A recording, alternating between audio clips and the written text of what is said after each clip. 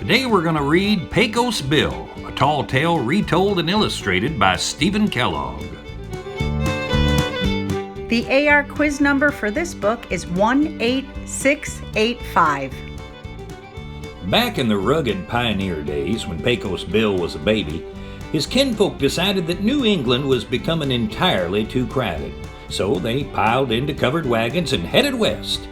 The clan considered settling in East Texas until Bill's ma noticed a homesteader putting up a shack about 50 miles away. Another crowded neighborhood, She grumbled. Let's push on. As they crossed the Pecos River, Bill threw out a fishing line. But when a Texas trout nibbled, Bill was yanked overboard. He was towed far downstream, and he would have drowned for sure if an old coyote hadn't grabbed him. Her family adopted Bill and taught him the ways of the wild creatures. By the time Bill had outgrown his breeches, he felt like a member of the pack. He loved to romp with his coyote brothers, and as he grew older, he sometimes played with the bighorn sheep. One day, a drifter named Chuck stumbled across Bill while he was taking a nap. He asked Bill what he meant by snoozing in the brush without his trousers. Bill tried to explain that he was a coyote. "Horse feathers," said Chuck. "You're a Texan just like me." Bill decided to give life as a Texan a try. He borrowed Chuck's extra clothes and peppered him with questions. "To tell you the truth," said Chuck, "most Texans are flea-bitten outlaws, and the worst of them are the Hell's Gulch gang. But even they'd be okay if they'd become ranchers and herd the longhorns that wander hereabouts." Ranching sounded good to Bill, and he headed for Hell's Gulch determined to recruit the gang. But Bill's plans were interrupted when he was ambushed by a giant rattlesnake. When Bill dodged the snake's fangs, it slapped its coils around him. The snake squeezed hard, but Bill squeezed harder, and he didn't let up until every drop of poison was out of that reptile, leaving it skinny as a rope and as mild as a goldfish. Then, before Bill could catch his breath, he was tackled by a critter that was part grizzly, part puma, part gorilla, and part tarantula. They wrestled up and down the canyon and kicked up quite a dust storm before the monster finally became so dizzy it had to quit.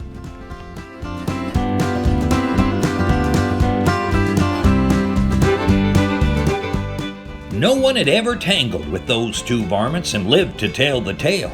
So when Bill met up with the Hell's Gulch gang, they were thunderstruck. "Who's the boss of this outfit?" Bill asked. I was," mumbled Gunsmith, but now you is." Bill told the gang that he was going to turn every last one of them into respectable ranch hands, but the men claimed that Texas cattle were much too ornery to ever put up with ranching. Bill had a sudden inspiration, and he approached a longhorn that was sulking nearby.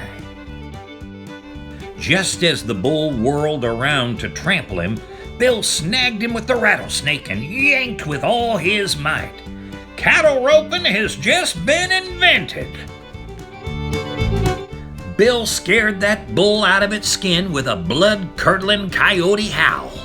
The embarrassed creature hightailed it off to grow a new coat, while Bill cut the hide into strips and passed them out to the men to use as lassos.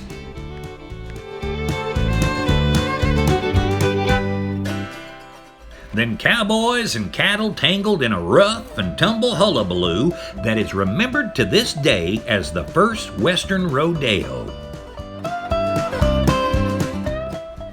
When it ended, the gang declared they would be cowboys forever, and they promised to help Bill round up every steer in Texas. Bill needed a horse to ride on the big roundup. "Well," said Chuck, "there's a wild stallion in the mountains that some folks call Lightning. Others think the name Widowmaker suits him better. But no matter what you call him, he's the fastest, most beautiful horse in the world.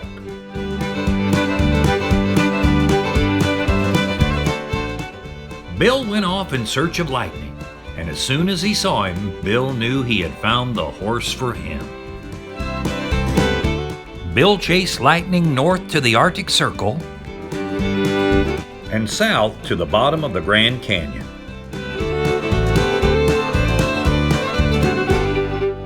Finally, he cornered the stallion and jumped onto his back.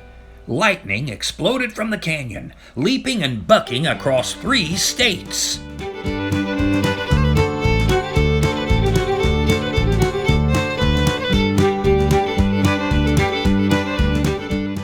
Then Bill began to sing in the language he had learned from his coyote family. He sang of his admiration for the stallion's strength and promised him a lifetime of partnership and devotion.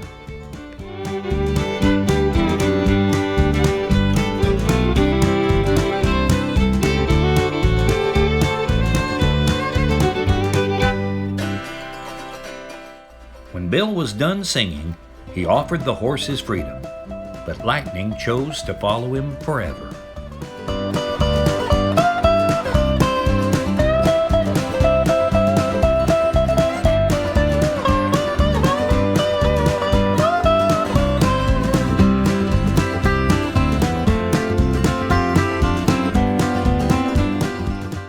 With Pecos, Bill, and Lightning leading them, the cowboys whooped across the state of Texas, rounding up every last steer. But their high spirits collapsed when they were faced with the job of driving that enormous herd back and forth between the summer and winter ranges. To silence their grumblings, Bill set up the Perpetual Motion Ranch on Pinnacle Peak, which was so high that the top remained in winter while spring and autumn turned into summer at the base. A team of prairie dogs helped build a fence off the mountain so that the cattle could wander through the seasons unattended. Bill's plan worked fine, except that Pinnacle Peak was so steep the steers fell right off whenever there was a breeze. The men had to work harder than ever carrying the cattle back up the hill.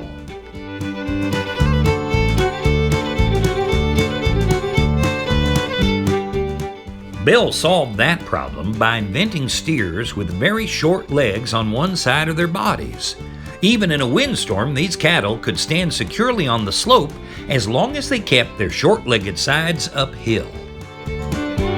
Now the men at Perpetual Motion Ranch had all kinds of free time, and Bill became known as the world's greatest cowboy. But the high point of Bill's life came when Slewfoot Sue passed by on the back of a catfish. Bill was instantly in love, and he hollered a proposal of marriage. Sue agreed on 2 conditions. First, Bill had to buy her a wedding dress with a bustle, and second, he had to let her ride Lightning to the ceremony. The first request was easy. Bill galloped to Dallas and brought back the fanciest bustled dress in the city. Sue's second request was not so simple.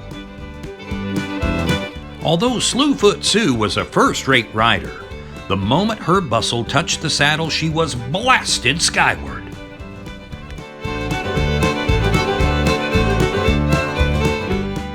Sue soared around the moon and began the long descent to Earth.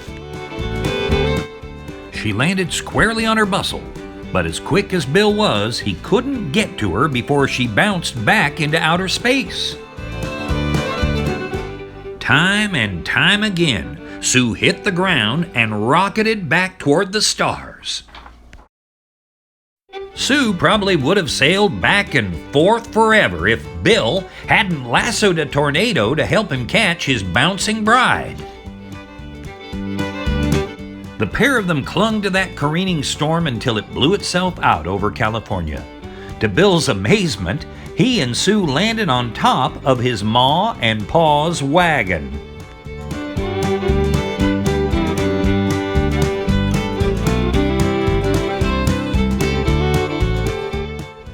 Bill couldn't believe that his kinfolk were still searching for a home site. He told them they could spend the rest of their days roaming, but they'd never find a place equal to Texas. Everyone returned to Bill's ranch for a wing-ding of a family reunion, and today their descendants are still there, happily herding cattle. The end. And with that, I wish y'all happy trails.